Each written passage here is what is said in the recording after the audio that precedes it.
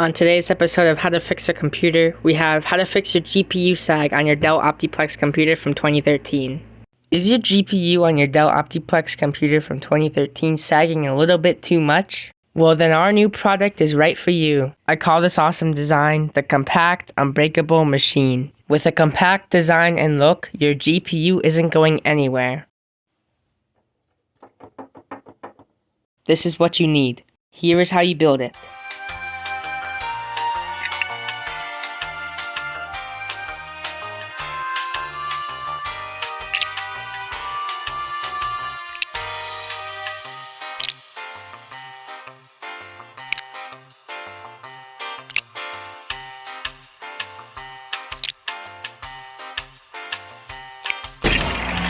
The installation is super easy and can be done in a matter of seconds.